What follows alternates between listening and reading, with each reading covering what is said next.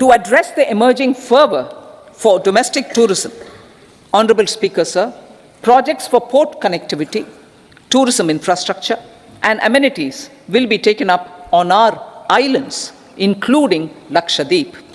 चीन कहां गया यार? मुझे एक बात समझ में नहीं आती, चाइना क्यों नहीं करता कुछ? क्योंकि इसने तो चाइना से पैसे उठाए थे। इसने चाइना से पैसे उठाए थे ना, मोहम्मद मुइज़ू से, जो प्रेसिडेंट है मालदीव्स का। उसने पैसे किससे लिए? चीन से लिए। और भाई तुम चीन से क्यों नहीं कहते कि जाके हमारे बंदों को उठाओ यहां? आज की तारीख में श्रीलंका के सामने हाथ फैला रहे हैं, जो कि हमारे ऊपर डिपेंडेंट है। ये मामला ज्यादा देर नहीं चलेगा, उन्हें माफी मांगनी पड़ेगी, और वो टक्कर जिसके साथ ले रहे हैं ना, वो टक्कर जो है वो उनकी कामयाब नहीं होगी। अभी देखिए वो शर्टें पहनी हुई थी मालदीव्स के लोगों ने, out India, boycott India, out India ये कर रहे थे। आज वो लोग चुप करके अपने घरों में बैठ गए। डिस्कशन के अंदर वो जो इंडिया ने एक जिसे कहना एक जुआ खेला है, और वो जुआ है कि उन्होंने ये जो कॉरिडोर मुतारफ कराया था G20 में, वो कहते हैं ये एक गेम चेंजर है। ये चीज़ पाकिस्तान भी कहता था जब चाइना पाकिस्तान इकोनॉमिक कॉरिडोर आया, तो ये कहते हैं गेम चेंजर है।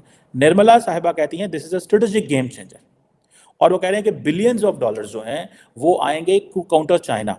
मकसद ये है कि वो बहुत अमीर कंट्री है, वो गरीब कंट्री नहीं है। और वो लक्षद्वीप को तो वो पता नहीं क्या बनाने वाले हैं।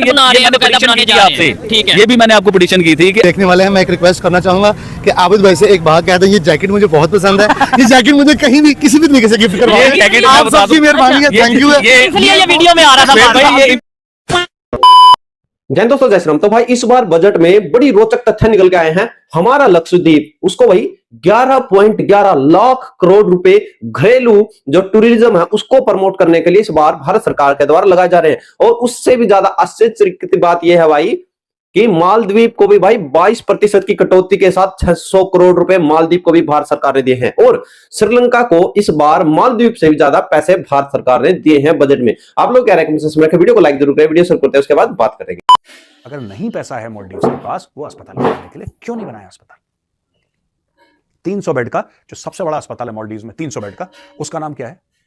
उसका नाम है इंदिरा गांधी हॉस्पिटल। वो भी भारत ने बना के दिया था 90 के दशक में। भारत ने बना के दिया, भाइयों ने अस्पताल नहीं बना पाया अपने लिए। आज की तारीख में एक देश जो कि हमें ताने दे रहा था, हमें कह रहा था कि तुम्हारा लक्षद्वीप कुछ भी नहीं है, हमें कह रहा था कि तुम्हारे मोदी जी क्या करने गए वहां पे, हम फलाना, मैं मुंह पूरा मैं करके बकरी बन गए मालदीव्स वाले। आज की तारीख में इतनी औकात नहीं है कि एक टीनेजर लड़का है, उसको स्ट्रोक हो गया, उसको एयरलिफ्ट करवा दें, ये मालदीव्स की औकात नहीं है।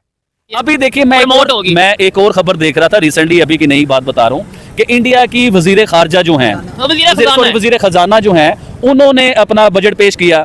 उस बजट के बीच में जहां मोदी जी गए थे, वो लक्षद्वीप के, उसके लिए भी बजट अनाउंस करने वाले हैं अनकरीब। और उसको बजट अनाउंस करने का मकसद पता है क्या है?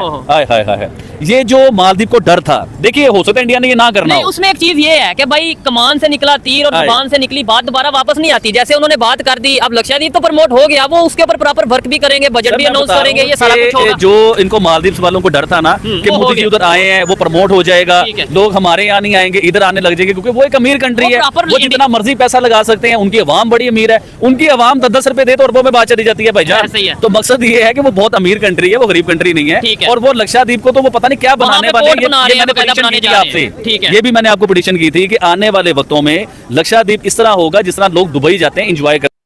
आने वाले टाइमों में देखिएगा आप भाईजान, उसमें देखिए अडानी ने इन्वेस्टमेंट का ऐलान कर दिया है, उधर से यूएई इन्वेस्टमेंट के लिए इंटरेस्टेड है, बड़ी कंपनीज सऊदी अरेबिया जो है वो भी इंटरेस्टेड है उधर भाईजान इन्वेस्ट करने के लिए।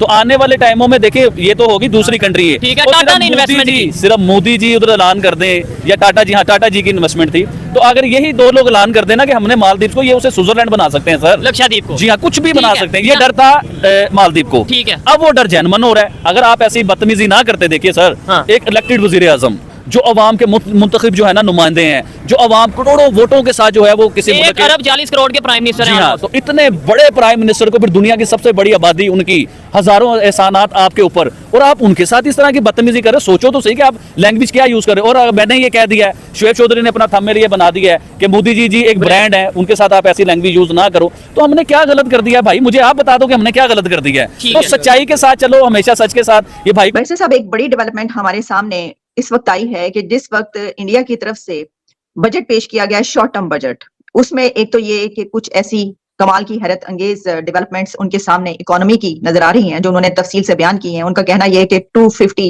मिलियन इंडियंस को उन्होंने पॉवर्टी लेवल से उठाया। वो कह रहे हैं कि $47 ट्रिलियन उनकी इकोनॉमी होगी और इस पे उन्होंने जो अचीवमेंट्स हैं उसके साथ साथ उन्होंने बात की है जो India middle east Europe economic corridor है। मैं आपके सामने पहले ये जरा कुछ जो उनकी फाइनेंस मिनिस्टर हैं निर्मला साहिबा उनकी सुनाना चाहती हूँ कि उन्होंने इकोनॉमिक कॉरिडोर के हवाले से क्या बात की है, क्योंकि इससे हमें दुनिया का नक्शा नजर आ रहा है। आप भी प्लीज सुनिएगा और फिर मैं आपसे सवाल करूंगी sir. Navigated its way for the world, while India successfully navigated its way. The country showed the way forward and built consensus on solutions for those global problems. The recently announced India-Middle East-Europe Economic Corridor is a strategic and economic game changer for India and others. In the words of Honorable Prime Minister, the corridor, and I quote, will become the basis of world trade for hundreds of years to come, and history will remember that this corridor was initiated on Indian soil. Sir उन्होंने कहा कि hundreds of year तक याद रखे कि दुनिया, और ये दुनिया के लिए गेम चेंजर होगा।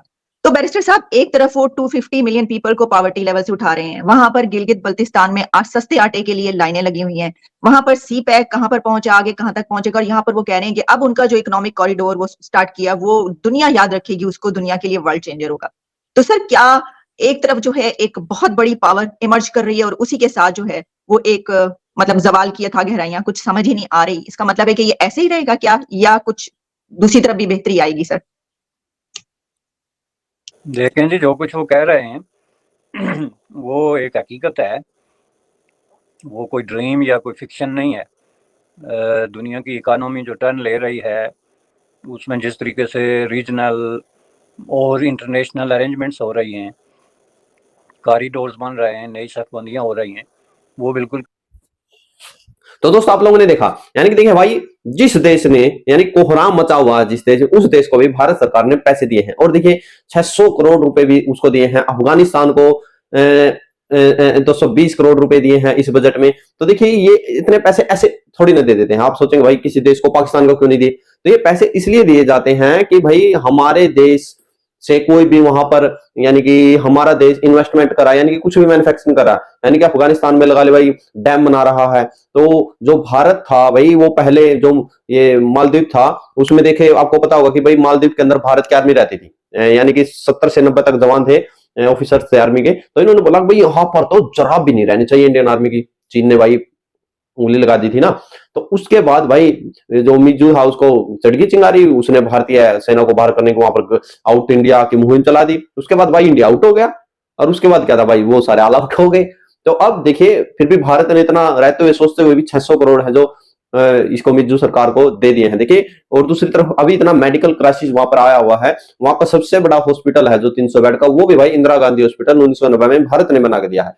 यानी कि ये हालत है पड़ोसियों की। इधर पाकिस्तान भाई चिल्ला रहा, पाकिस्तान भी सोचे भाई कुछ ना कुछ मिल जाए, तो फिर पाकिस्तान भाई काफिर से लेता नहीं है ना। भारत काफिर कहता है भारत को, और भाई वहां IMF पे जाके भाई नीचे लेट जाता, वहां काफिर से उसको तो चाहिए।